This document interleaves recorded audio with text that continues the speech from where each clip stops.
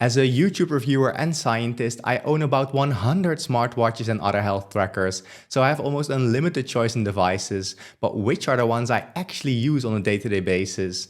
Well, in this video, I'll share my ultimate setup for health and sports tracking, and I'll explain why I chose to use certain devices. This is based on both my systematic evaluation of their performance and also of the features they provide. However, of course, my top choices are somewhat specific to my personal circumstances, so I'll also discuss other potential use cases and what would be my top choices in those circumstances. Let's dive right in. Hello everyone, for those of you that are new to the channel, my name is Rob and I'm a postdoctoral scientist specializing in biological data analysis.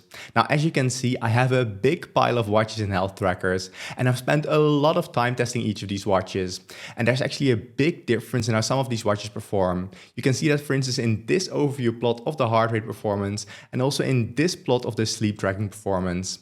In both cases, the more to the top right the device, the better its performance. Overall, there are a few top contenders amongst the smartwatches and health trackers that I actually use myself on a day-to-day basis.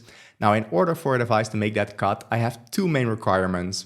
First of all, the measurements it takes should be reliable, and second, it should be easy to use and understand. So let's get right to it. As always, I don't want to waste your time, so there are timestamps in the description below so you can navigate to the different devices or the features you'd be interested in.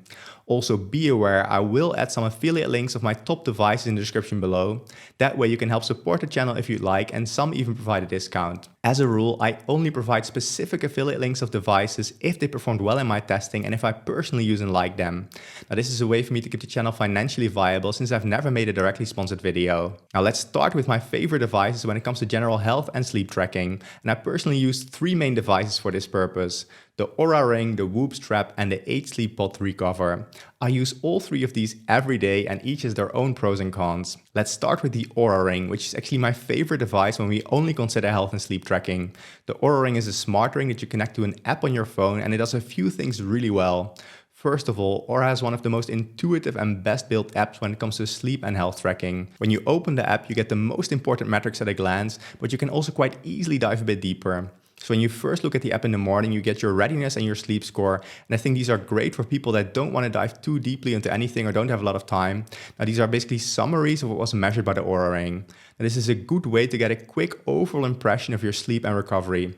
Then if you do have a bit more time and you want to dive a bit deeper, there's a specific tab for your readiness score where it's explained in more detail why your score was high or low that morning. So today, for instance, I had a low recovery index because it took a while for my resting heart rate to stabilize during the night.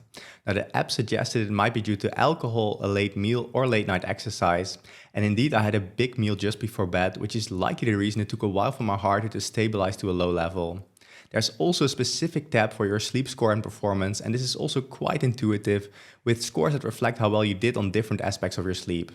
Luckily, Oura recently updated their sleep tracking algorithm, and this is a major improvement over the old algorithm. The old algorithm wasn't very good, honestly. To check if the Oura Ring 3 can detect my sleep stages, I'll compare it to the gold standard of sleep stage tracking, which is called polysomnography, or PSG in short. Now on top here are the sleep stages as recorded by the PSG device, and on the left are the sleep stages as recorded by the Oura Ring. I wore both the PSG device and the Oura Ring to bed for 3 nights, and I will see how close the predictions of the Oura Ring are to those of the EEG device. Now each column here sums to 100%, meaning that we can see what percentage of each of the sleep stages according to the scientific reference was predicted as each sleep stage by the Oura Ring 3. And if they perfectly agree, all values on the diagonal should be 100%.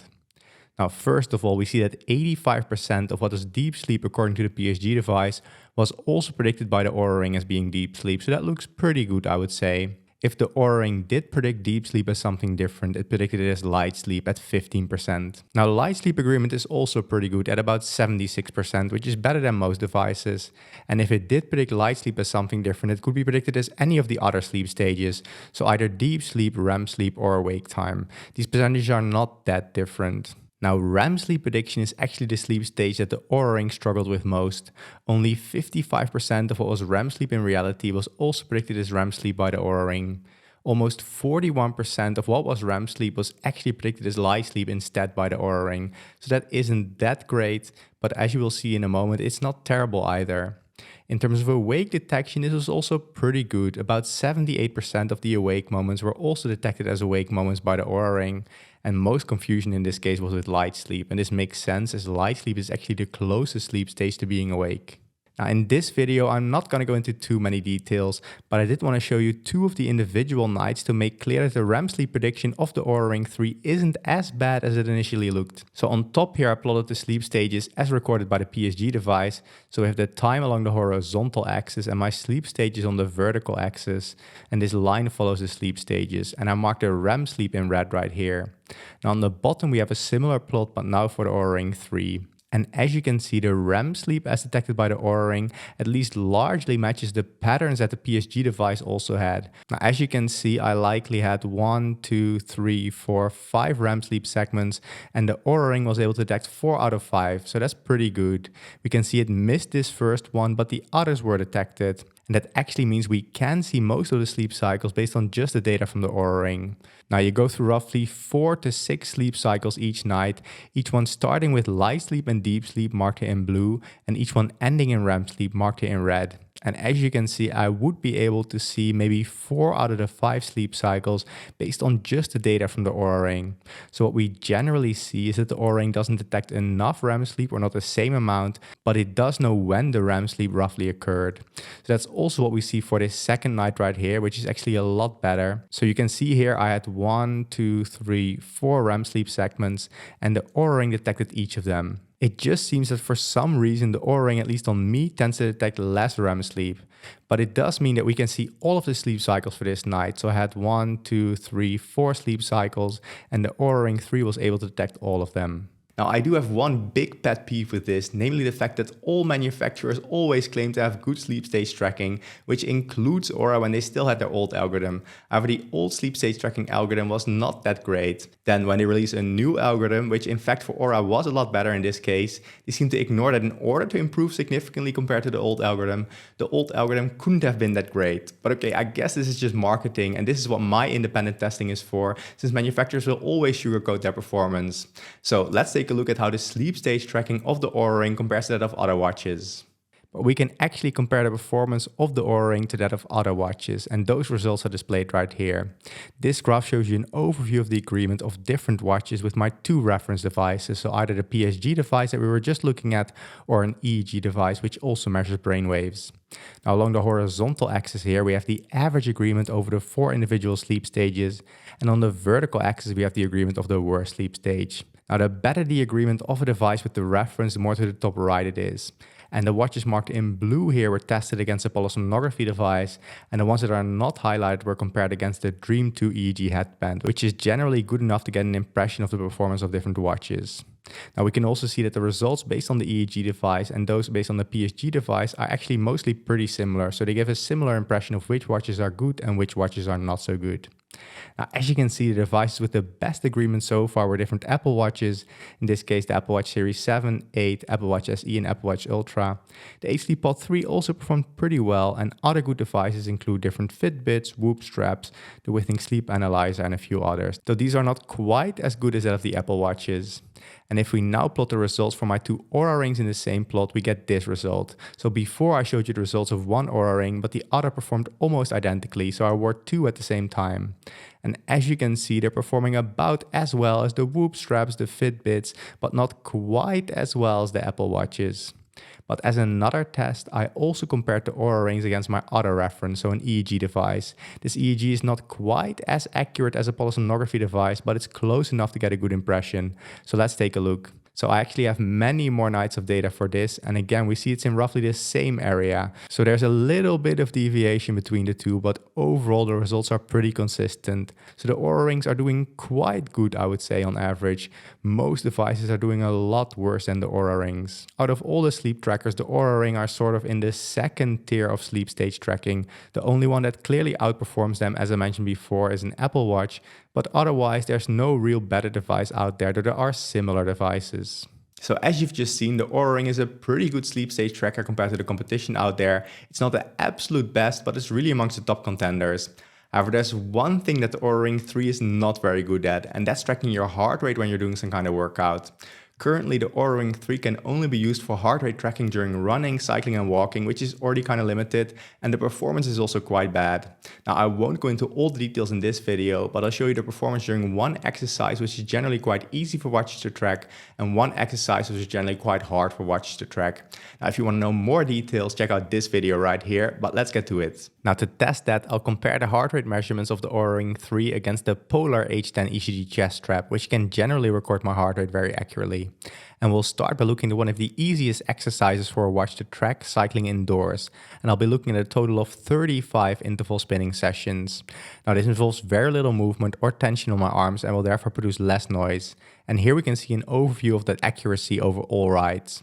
Each dot here is a single heart rate measurement, with along the horizontal axis the value according to the Polar H10 ECG chest strap, and on the vertical axis the value according to the Oura Ring. Now, the closer the points are to this blue line, the better the agreement, and the darker black the color, the more dots that there are. Now, overall, the Oura Ring isn't doing terrible, as there are many points close to the blue line. Now, for some reason, when my heart rate is somewhere between 80 and 110 BPM, the Oura Ring quite often detects a too high heart rate. And this is actually different than what I would usually see. So most watches tend to detect a too low heart rate. So they would have points below the blue line. But in this case, the Oura Ring detects a too high heart rate. So this is quite interesting. This also means that the correlation, this R value up here, isn't that high. So the maximum R value is 1. So 0.8 is not terrible, but it's definitely not good. Most watches do a lot better than this. And if we look at some of the individual training sessions, we can see why the Oura Ring detects a too high heart rate sometimes. So here I have one session with the time along the horizontal axis and my heart rate along the vertical axis, with the Polar H10 in blue-green and the Oura Ring in red. And as you can see, at the peaks of my heart rate, the Oura Ring is quite accurate actually. It mostly follows along quite well. But the moment I take a break in between, it cannot follow the dip in my heart rate. So it's not fast enough to catch up with that dip in heart rate for some reason. And we actually see that for many training sessions. Here we see another example training session where again the dips in my heart rate were not always detected and even one of the peaks is missed. And this is what we see for most sessions where the dips in my heart rate are not detected. So maybe the model is just trained not to expect too low heart rate values during exercise. That could be what's going on, but that's just a guess. We can actually compare the performance of the Oura Ring to that of other watches, and that is displayed right here. I'll use the correlation value I was talking about before as the metric for this, which is displayed along the horizontal axis right here, and we want that value to be as close to 1 as possible. And on the vertical axis, I ordered the watches from worst to best, so the further to the right and the higher the device is, the better is its agreement with the reference device. And I marked the Oura Ring 3 in red right here. And as you can see, most devices are doing a lot better than the Oura Ring. There are a few devices that do worse, but most of these are quite old devices or Amazfit devices, which are quite terrible for heart rate tracking in general. But most devices are actually doing significantly better. I would generally not go for a device with a correlation below 0.90, and preferably we would have one with a correlation of at least 0.95. And the next workout I want to look at is cycling outside, for which the overview is displayed right here. Now, cycling outside is a lot more difficult for smartwatches and other trackers because there's much more movement and bumpiness and also much more tension on my arms because I'm holding the handlebars much more tightly. And as you can see, the performance of the Oura Ring is quite bad in this case.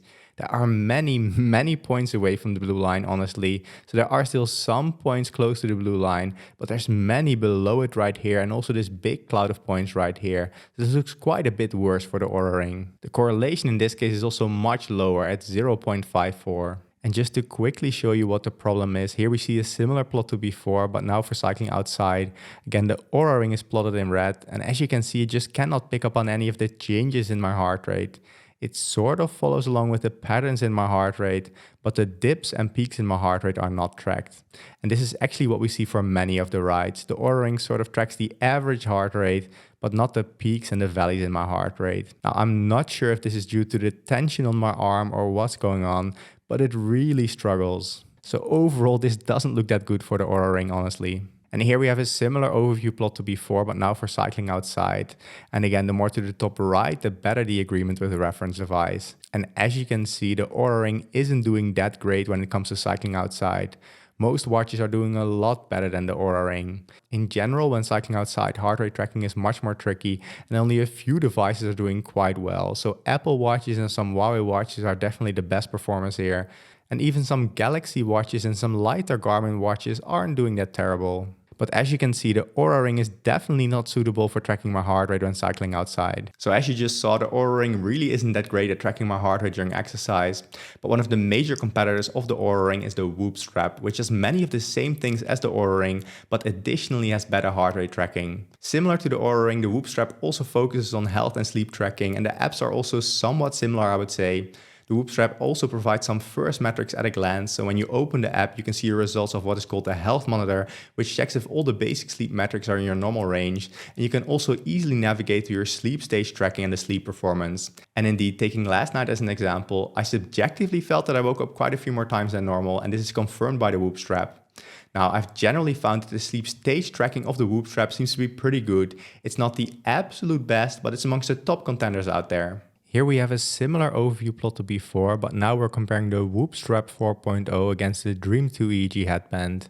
Now the Dream 2 EEG headband is a decent reference, though it's not quite as good as the gold standard PSG device. Still, it should give us an overall impression of how well the Whoop Strap 4.0 performed. Again, if the Whoop strap would perfectly agree with the reference device, all values on diagonal should be 100%. Now, first of all, we see that 97% of what the Dream 2 EEG headband detected as deep sleep was also detected as deep sleep by the Whoop strap, so that's really good. Now, light sleep detection was only okay, I would say, with 58% of what the EEG device detected as light sleep also being detected as light sleep by the Whoop strap. And actually 28% of what was light sleep according to the EEG device was detected as deep sleep instead by the Whoop strap. And the REM sleep agreement was a bit better than what we saw for the Oura Ring at about 60%, though not a lot better. So that means 60% of what the EEG device detected as REM sleep was also detected as REM sleep by the Whoop strap, but it was actually quite often confused with light sleep as well. Awake detection was okay at about 64%,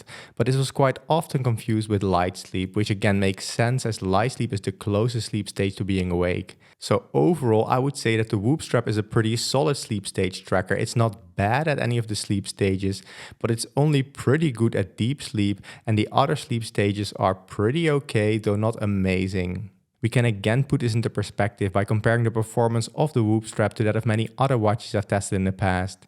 And again, the further to the top right, the better the agreement with the reference devices. And again, the watches and devices marked in blue were tested against polysomnography and the others against the Dream 2 EEG headband. If we now plot the Whoop strap 4.0 in the same plot, we see that it's doing pretty good, though not great.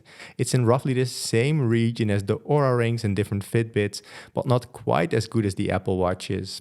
What is good about the Whoop strap is that it isn't bad at any particular sleep stage, so it's pretty high on the vertical axis.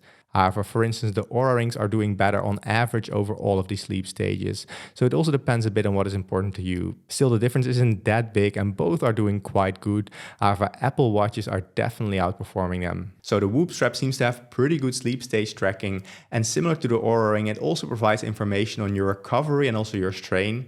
Now, personally, I do find that the app of the Oura Ring is slightly more intuitive than the app of the Whoop strap. Now, both are good for sure, but if I had to choose one, I would prefer the presentation of the Oura Ring app over the Whoop strap. However, where the Whoop strap significantly outperforms the Oura Ring is in heart rate tracking during workouts. And here you can see an overview of the performance of the Whoop strap compared to the Polar H10 ECG chest strap for cycling indoors. And again, we want the points to be as close to this blue line as possible. Now you actually see that the points are quite gray here, and this is because there are so many points that I had to make them quite transparent. And as you can see, most points are indeed close to the blue line. However, for some reason, the Whoop strap does tend to detect slightly too low heart rates. So there's a tendency at least for the points to be below the blue line, especially in the higher heart rate range. Still, the correlation isn't that bad, also not amazing, but definitely not bad at 0.94. But let's compare it to some of the other watches. And here you can see an overview compared to other devices with the Whoop strap 4.0 marked in red. And as you can see, the Whoop strap seems to be doing better than average, though it's not amongst the top devices. It's somewhere in the middle or upper middle class of watches. It's good enough for most people, though not amazing. So it's about as good as the Polar Pacer Pro and the Fitbit Luxe, though not as good as the Apple Watches and Huawei watches, but not as bad as, for instance, some of the Garmin devices right here. Though I have to say some of the newer Garmin watches like the Phoenix 7 Pro and the Epix 2 Pro are doing better than the Whoop strap. Based on this, I expect that for most people for indoor cycling, the Whoop strap 4.0 will be good enough, but it won't be perfect. And here you can see a similar overview plot to before, but now for cycling outside. Now again, cycling outside is much more difficult for health trackers and smartwatches because of the increased bumpiness and also the increased tension on my arms. And we can also see in this case that the Whoop strap has a lower correlation compared to before. So the correlation is now 0.75, whereas before we saw for cycling indoors that the correlation was a lot better at 0.94, but now we're at 0.75. So this is a significant decrease.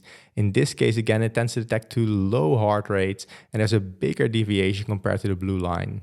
But it's interesting to see that when we compare the Whoop strap 4.0 to other watches, it's actually better than average. So many watches struggle with cycling outside, and the Whoop strap is again in the upper middle class of watches. It's doing better than, for instance, the Garmin Forerunner 965, different Fitbits, but it's not as good as some Galaxy watches, and again, especially some selected Huawei watches and especially the Apple watches are doing better than the Whoop strap 4.0. Still, for my purposes, most of these watches wouldn't be good enough, and that includes the Whoop strap 4.0. I would like a correlation of at least roughly 0.9 and probably close to 0.95 before I would trust the results of the heart rate tracking. Now, if I could only select the Oura Ring or the Whoop strap, I would say that for pure health and sleep tracking, the Oura Ring is slightly better than the Whoop strap just because the app is slightly more intuitive to use.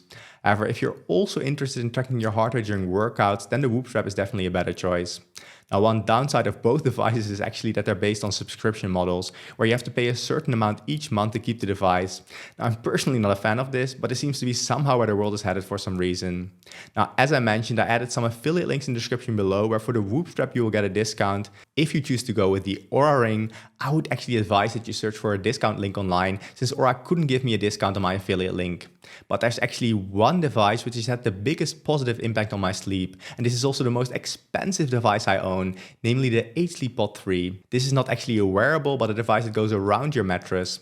Now, the Pod 3 tracks your sleep and your sleep stages, similar to the Oura Ring and the Whoop strap, but in this case it does it without having to wear anything on your body, and it tracks it for the two sides of the bed independently, so it can be used by two people at the same time. The Pod 3 is actually very good at sleep stage tracking, as I'll show you in a second, but it's not even the main reason for using it. The main reason I've used the H-Sleep Pod 2 and now Pod 3 for almost 2 years is that it can actively cool and heat each side of the bed independently, and it can even change the temperature during different parts of the night. Now, I personally tend to get very warm when I'm sleeping, especially in summer, but also when I share the bed with someone, even in winter. Now, the Pod 3 has really been a game changer for me in terms of sleep quality. In winter, I can get by cooling the room by opening the window fully, which would help me sleep, but this is generally too cold for who I'm sharing the bed with. And in summer, there's just no way for me to cool my room, since in Northern Europe, we generally don't have air conditioning at home. But the H-Sleep Pod 3 actually allows me to cool my side of the bed independently, and it also tends to be much more energy efficient than air conditioning. Now, in winter, you can also heat your side of the bed if you prefer. Also, as mentioned, in addition to cooling and heating, the H-Sleep Pod 3 also tracks your sleep stages. And here you can see an overview of the sleep stage tracking performance of the H-Sleep Pod 3. Again, similar to before, we have the sleep stages according to the Dream 2 EEG headband on top and the H-Sleep Pod 3 on the left right here. Now, first of all, we see that 91% of what the EEG device detected as being deep sleep was also detected as deep sleep by the H-Sleep Pod 3, so that's quite good. And if it was confused, it was always confused with light sleep. Now, light sleep detection was also quite good at about 78% agreement, and most confusion was with deep sleep at about 14%. And this is what we've seen for most watches, where most confusion of light sleep is with deep sleep. Now, REM sleep agreement is actually quite good at about 68%. Now, it's the worst out of all of the sleep stages of the H-Sleep Pod 3, but compared to other watches, this is actually quite good. Now, if REM sleep was confused with something else, it was confused with light sleep at about 29%. Awake time detection is also pretty good at about 72%, though it is quite often confused with awake time and also sometimes with REM sleep, as you can see right here. Still, overall, over all the sleep stages, you can see that the H-Sleep Pod 3 agrees very well with the EEG device. And again, to put this into perspective, let's compare it to all the other watches I've tested in the past. Now, this is the exact same overview I showed you before, with the average agreement over the 4 individual sleep stages along the vertical axis and the percentage agreement with the worst sleep stage along the vertical axis. So that means the further to the right and the higher the device is, the better is its overall agreement with the EEG or PSG device. Now, we saw before that Apple Watches were some of the best devices out there, and if we now plot the H-Sleep Pod 3 in the same plot, we actually see it's quite close to the Apple Watches. It's not quite as good along the horizontal axis, but it is as good on the vertical axis. So along the horizontal axis, which is the average agreement over the 4 sleep stages, it's about as good as some of the Apple Watches, though generally these tend to be a bit better. But the H-Sleep Pod 3 is doing consistently well over all of the sleep stages, which means it's quite high up here on this vertical axis. So overall, personally, I would conclude that compared to all other devices, the H-Sleep Pod 3 is amongst the top devices out there. Only Apple Watches are slightly outperforming it, but I even prefer it over the Oura Ring, for instance, though the Oura Ring is already quite good. Now, to summarize, this means that the H-Sleep Pod 3 is quite good at tracking my sleep stages. I still have to test if the performance actually gets worse when I share the bed with somebody compared to sleeping alone, but I have to test this in a future video. Now, I do have to mention that in terms of general health tracking, I would prefer the apps of the Oura Ring and the Whoop strap, since they provide more details on my sleep quality and readiness. Also, the H-Sleep Pod 3 is not cheap, costing at least $2,000. Now, if you do decide to get either the H-Sleep Pod 3 cover, which goes around your current mattress, or you want to buy an H-Sleep Pod 3 with the mattress included, there's an affiliate link in the description below that provides some discount, which you will need because it's not cheap. So to summarize, what I use personally and what are my top recommendations for health and sleep tracking are the Oura Ring, Whoop strap and H-Sleep Pod 3. However, these would actually not be my top choices when it comes to tracking my workouts or my heart rate during workouts. The Oura Ring does have some capabilities of tracking this, but it's not very good. And the Whoop strap is actually pretty decent at tracking your heart rate during workouts, but it's not the best device out there. Now, personally, on a day-to-day basis, I use an ECG chest strap for tracking my heart rate during workouts. This is actually generally the most reliable and economical way of tracking your heart rate. This is a completely different technology compared to how smartwatches measure your heart rate. Now, as you might have seen, all smartwatches and health trackers have this green light that is shine on your wrist, which is used to measure your heart rate using PPG. Now, let me try to pronounce what that stands for. It's photoplethysmography. To understand how this works, let's imagine our circulatory system. Now, whenever your heart beats, it pumps blood through your arteries, veins, and capillaries. And the pulse caused by this blood flow can be detected in various areas of the body, for instance on your wrist. And this is precisely what the PPG technology in your smartwatch uses to track your heart rate. Smartwatches with PPG technology include a heart rate sensor that typically consists of a light source, which are often these green LEDs, and a light detector.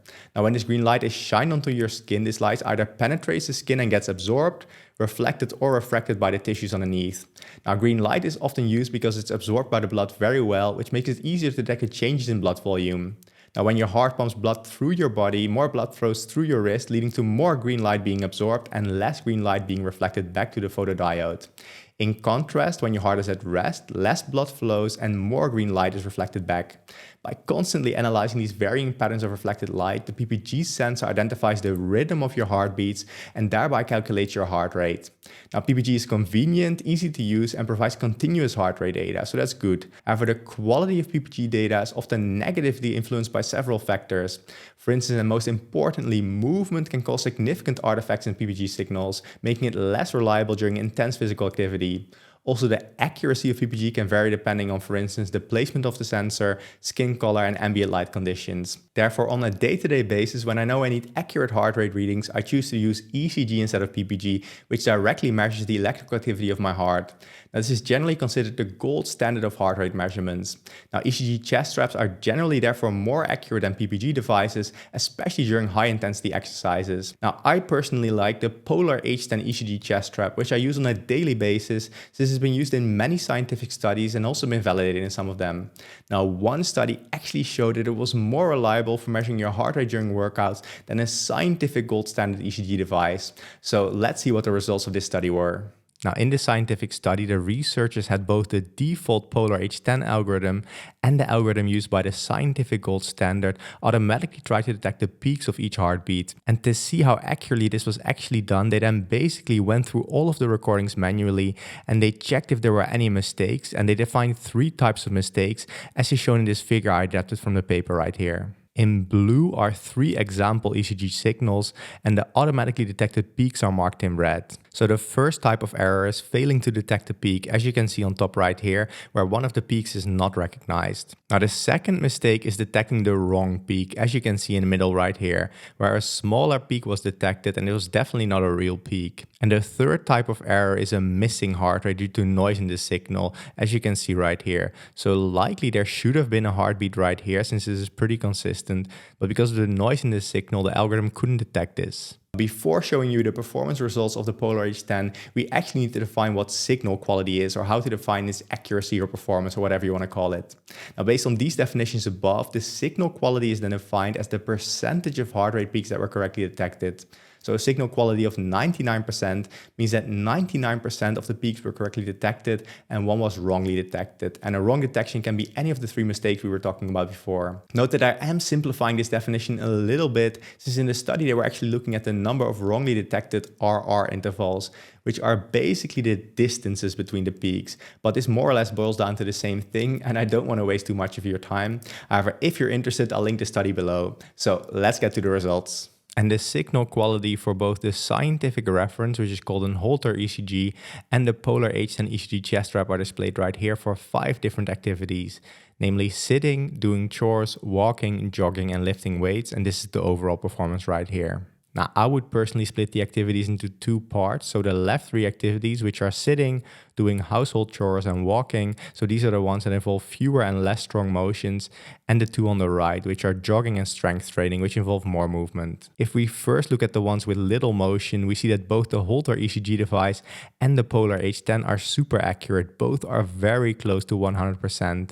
At worst, during household chores, the mistakes they made are about 0.3% of the time, which means that overall they're basically spot on. However, big differences occur when we look at activities with more movement, so jogging and strength training. Now, the performance of the Polar H10 ECG chest strap actually stays more or less the same, dropping only ever so slightly. However, the Holter scientific EEG reference has a very large drop in signal quality, with a more than 10% signal quality drop during jogging and a roughly 8% drop during strength training. So this shows you that the H10 is outperforming the typical gold standard Holter ECG quite significantly, at least for the higher movement exercises. Overall, the Polar H10 had a signal quality of 99.6% over all activities, which is super good, whereas the Holter ECG device had a total signal quality of 94.6%. By the way, if you're wondering what type of mistakes these devices made, most mistakes for both systems were due to missing peak detection, so the first option of the figure I showed you before, though the H10 definitely made fewer mistakes than the Holter ECG. Now, there are many alternatives out there, and if you choose a well-known brand, I expect that most ECG chest straps will perform well enough. However, the main thing I would personally check for is if you can use it without owning a smartwatch, since some ECG chest straps require a smartwatch to pair to it. Now, this is for me another benefit of the Polar H10, since I can directly connect it to the Polar Beat app and there's no smartwatch required. Now, so far the devices I've discussed are the ones I use on a daily basis, and I've used most of them for several years now. These are the ones I personally use to keep track of my health and my sports, and I can generally recommend each of them. However, these are specific to my situation, which is also rather unique in some ways. First of all, I cannot wear a smartwatch on my wrist for a prolonged period of time because I need to test new devices basically each week. So in my choice of daily drivers, I selected devices I could wear somewhere else, like the Oura ring on my finger, the Whoop strap on my biceps, part of my bed in case of the H-Sleep Pod 3, and on my chest in the case of the Polar H10. However, were this not the case, I would have some other top picks as well.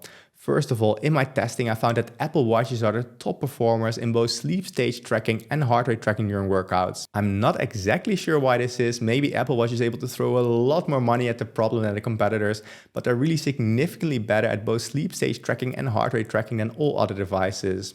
Let's first take a look at the sleep stage tracking, which I tested using both professional scientific polysomnography and also using an EEG headband. Now, I won't go into too much detail because, as I mentioned a few times already in this video, Apple Watches definitely perform the best on me, at least when it comes to sleep stage tracking. But I do want to show you how the Apple Watch Ultra compared to a scientific polysomnography device. Now, this is only based on a single night of data, so take it with a grain of salt, but it will show you roughly how the Apple Watch performed. Now, first of all, we see that 94% of what was deep sleep according to the PSG device was also detected as deep sleep by the Apple Watch. That's really good. Only 6.5% was confused.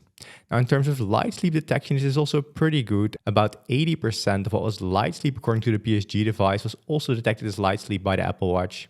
Now, 10% roughly was confused with deep sleep, so that's not too bad, but it's still some percentage. Now, REM sleep detection was a bit worse than the other two sleep stages, but this is generally what watches struggle with the most. And we see that in this case, still 71% of the REM sleep was correctly detected, so that's quite good.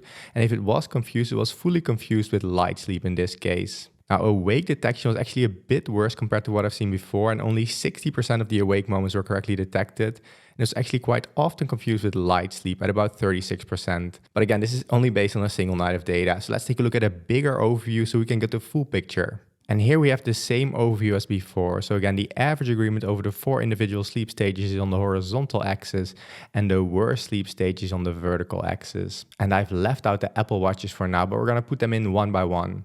So first we have the Apple Watch Ultra that we were just looking at right here, and also the Apple Watch Series 8 that I tested during some of the same nights, also with a scientific PSG device. So these are both doing pretty good, but again, these are only based on a single night of data for each of them. So there is quite a lot of variability here. But I also compared 4 different Apple Watches for many nights at home with my EEG device, and that data is displayed right here in red.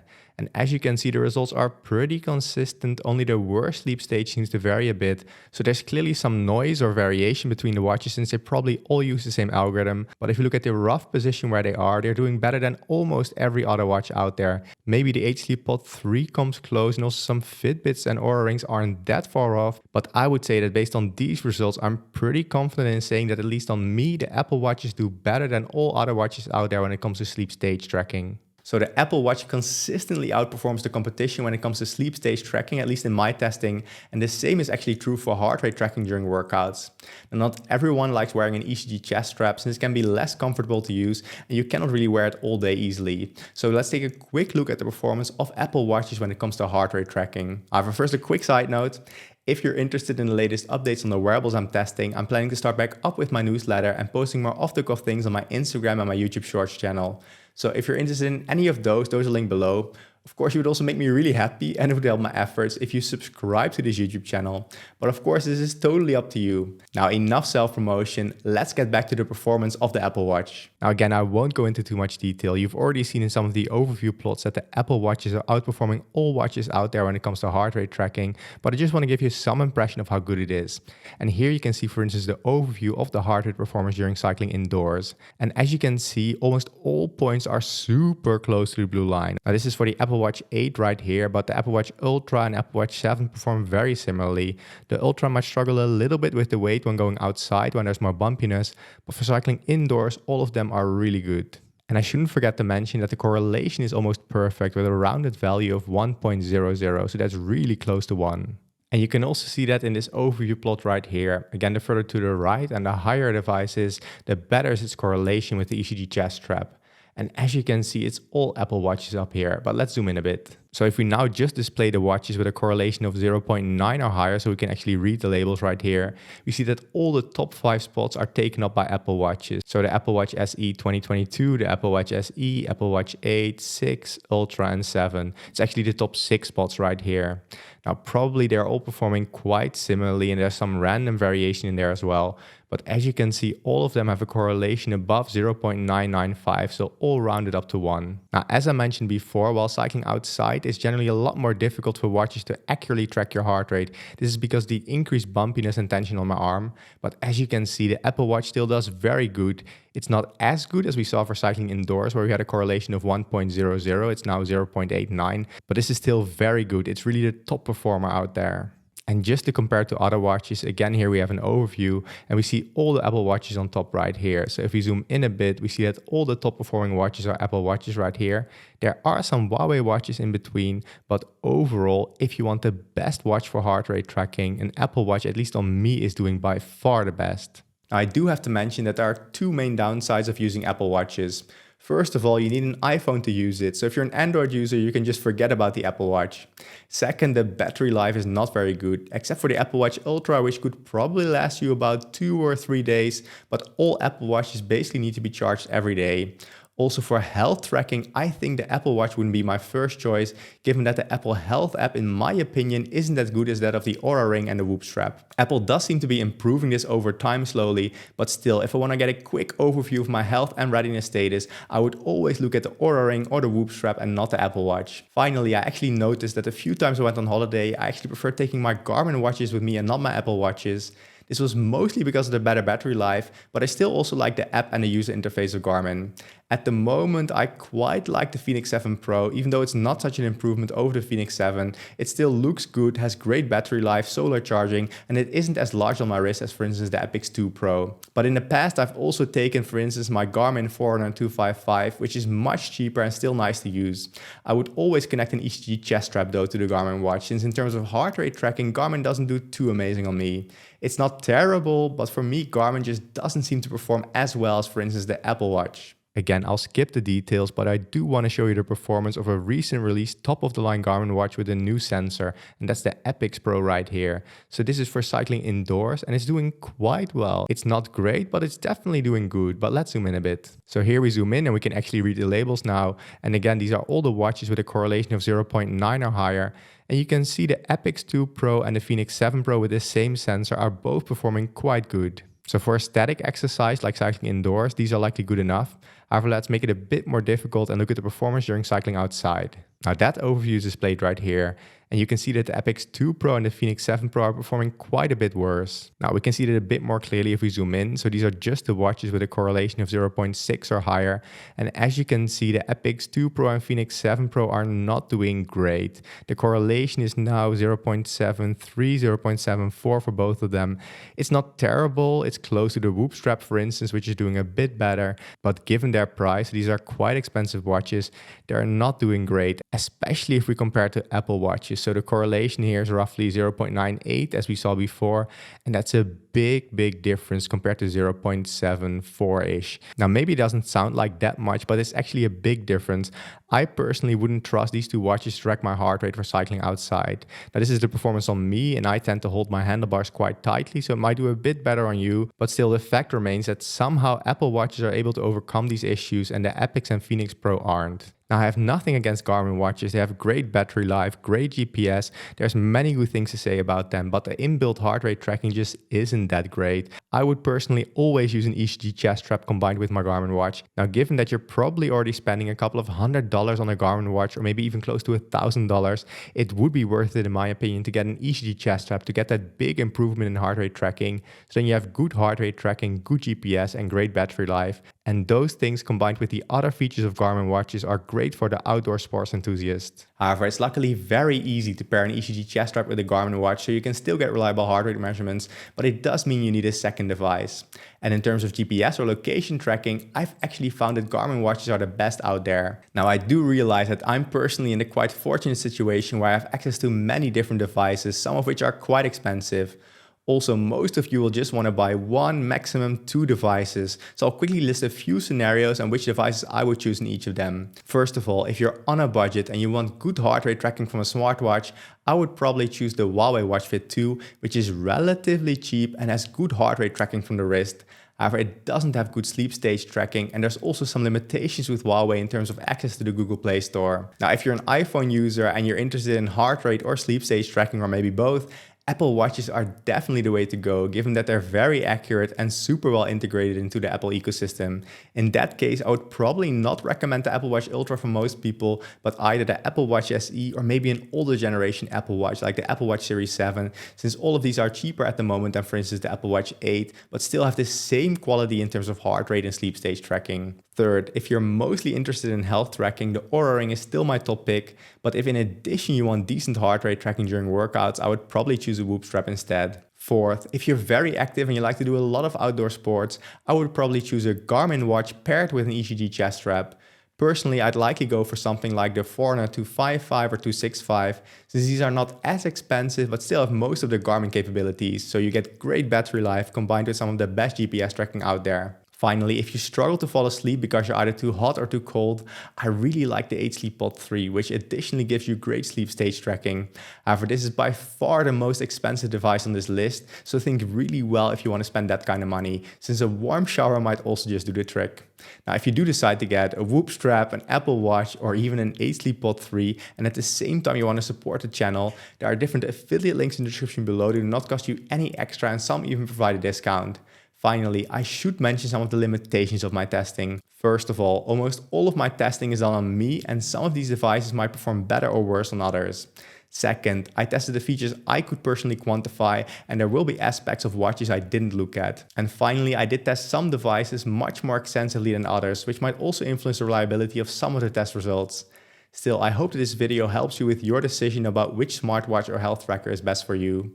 Now, given that you watched this entire video, you probably want to know which watches perform best in different price categories, so check out this video right here. It also really helps my effort if you like this video and subscribe to this channel, but of course this is totally up to you. In the meantime, thank you so much for watching and catch you in the next video.